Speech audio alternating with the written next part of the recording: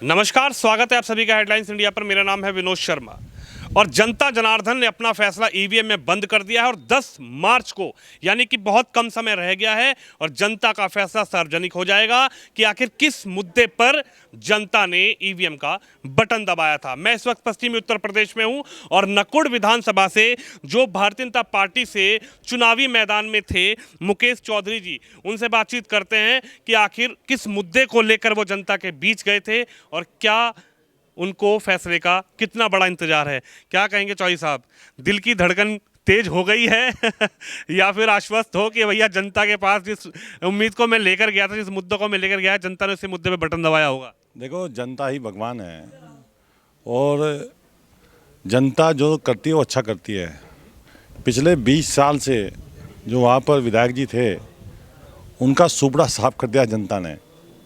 वो कहीं चुनाव में नहीं है, चुनाव एक तरफा है। कल गिनती होगी, माँ भगवती के आशीर्वाद से भारी विजय होगी और उत्तर प्रदेश में जिस तरह से बाबा योगी भारी समर्थन के साथ, भारी सीटों के साथ उत्तर प्रदेश का फिर से एक बार मुख्यमंत्री बनेंगे, हम लोग भी योगी बाबा के साथ कंधे से कंधा मिलाकर उनके साथ खड़े होकर इस बुलडोजर को, जो बाबा ने आजकल जिसमें ग्रीस गोली सब हो गई है, जिसमें अब लाइट भी बाबा ने लगवा दी है, जो रात को भी चलेगा, अब 24 घंटे बुलडोजर काम करेगा और उत्तर प्रदेश के अंदर से जो माफिया कोई बचा भी है वो बचेगा नहीं, सब ध्वस्त हो जाएगा। आपने बात करी कि जो विधायक जी थे धर्म सिंह सैनी, जो कि पिछले कई बार से विधायक भी बने और 5 साल भारतीय जनता पार्टी में भी रहे, लेकिन अचानक साइकिल पर सवार हो गए।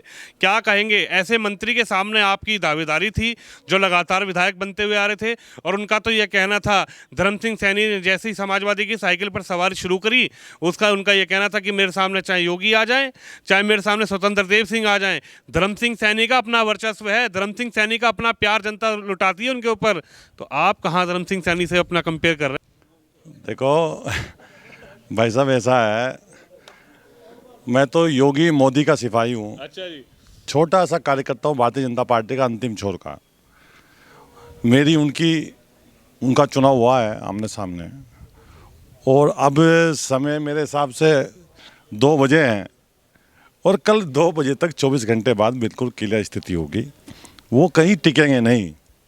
ये योगी मोदी का सिपाही है मुकेश चौधरी, वो कहीं टिकेंगे नहीं। सैनी जी, धर्म सिंह सैनी जी, धर्म सिंह सैनी ने लगातार इस चुनाव में आरोप लगाते रहे कि भाई मैं 5 साल भारतीय जनता पार्टी में रहा, मुझे योगी ने काम नहीं करने दिया, पिछड़ों का, दलितों का, वंचितों का मुझे उद्धार नहीं करने दिया, इसलिए मैं परेशान होकर पार्टी ज्वाइन कर रहा हूं समाजवादी, और अब समाजवादी का साथ दीजिए, मुझे विधायक बनाइए, मैं फिर से मतलब विकास की गंगा बहा दूंगा नकुड़ के अंदर। देखो, वो 5 साल मंत्री रहे 2007 से 12 तक मायावती की सरकार में। उससे पहले विधायक रहे बहुजन समाजवादी पार्टी से।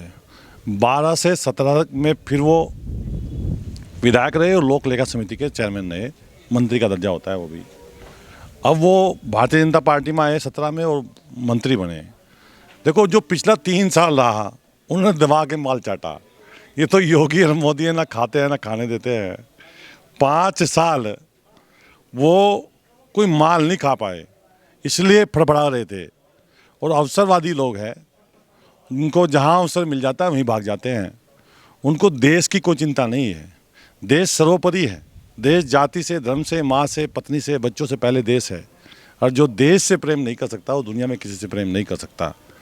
इसलिए धर्म सिंह सैनी जी ने ना क्षेत्र में कुछ किया, ना 12 से 17 के बीच में किया, ना 7 से 12 के बीच में किया, ना 2 से 7 के बीच में किया। कोई काम उन्होंने इस कार्यकाल में करने का काम नहीं किया। और अब भी हमारी सरकार में मंत्री रहे, गड्ढे हैं वहाँ सड़कों में, प्रस्ताव नहीं दे पाए। जहाँ योगी जी ने खजाना खोला हुआ सड़कों के लिए, सड़कें ही सड़कें बना दी, वो कोई प्रस्ताव भी लिख के नहीं दे पाए, क्योंकि उनका काम करने का मकसद नहीं, उनका विकास का कोई मकसद नहीं है। उनका मकसद सिर्फ और सिर्फ मलाई चाटना है और मलाई हाथ लगी नहीं। योगी जी क्या कहेंगे, बहुत कम समय बचा है, जो जनता ने फैसला ईवीएम में बंद किया है वो सार्वजनिक हो जाएगा, काउंटिंग शुरू हो जाएगी 10 मार्च को, लेकिन उससे पहले कहा जा रहा है कि भाजपा तो ईवीएम में गड़बड़ी करा के जीतना चाह रही है। क्या आप गड़बड़ी करा के जीतेंगे क्या? देखो, मैं कल जो है उनकी प्रेस सुन रहा था अखिलेश जी की। जिस तरह से ईवीएम पे आरोप लगा रहे हैं, अभी एबीपी न्यूज़ पे लाइव चल रहे थे हम लोग यहीं शहर में ही, वहाँ पे भी उनके जो गठबंधन के लोग हैं वो ईवीएम की बात कर रहे थे। देखो, जब आदमी हारता है तो ये तो कहता नहीं भाई मुझे वोट नहीं दी पब्लिक ने, ये कहता है भाई ईवीएम में खराबी थी, बैलेट में खराबी थी, गुंडागर्दी कर दी, लूट कर ली। साथियों, भाई मैं आपसे बताना चाहता हूँ, आपने तो सबसे पहले आपके चैनल ने जी नकुड़ विधानसभा में धर्म सिंह सैनी जी का राज पास किया था, मुझे अच्छे से याद है। नवीन चौहान ने किया था, नहीं किया था? जी, सच दिखाते हैं हम तो सर। सच दिखाते हो। उन्हें तो मीडिया पे यकीन नहीं है, उनके गठबंधन के नेता को जो मुख्यमंत्री बनने के मुंगेरी लाल के सपने देख रहा था, उनको मीडिया पे विश्वास नहीं है। कल मैं देख रहा था, कहने का ना मैं मीडिया पे विश्वास है, ना पत्रकारों पे भी विश्वास है, ना आयोग पे विश्वास है, ना जनता पे विश्वास है। उन्हें सिर्फ मलाई चाटने पे विश्वास है।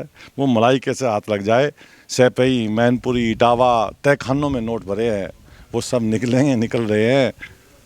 तो मुकेश चौधरी को विश्वास है पूरा ईवीएम पर भी और जनता पर भी। बिल्कुल, जनता ने पूर्ण समर्थन दिया है, नकुड़ विधानसभा में दिया है पूर्ण समर्थन, और पूरे प्रदेश में योगी बाबा को पूर्ण समर्थन देकर उत्तर प्रदेश में भारी बहुमत से एक बार फिर योगी जी उत्तर प्रदेश के मुख्यमंत्री बनेंगे। मुख्यमंत्री योगी जी के बनाने की बात कर रहे हैं। 10 मार्च को ये सार्वजनिक हो जाएगा कि कौन यूपी का सीएम बनेगा और नकुड़ विधानसभा से कौन होगा जो कि लखनऊ पहुंचेगा। कैमरामैन अंकित के साथ मैं Vinod Sharma, headlines news network के लिए नकुड़ विधानसभा से।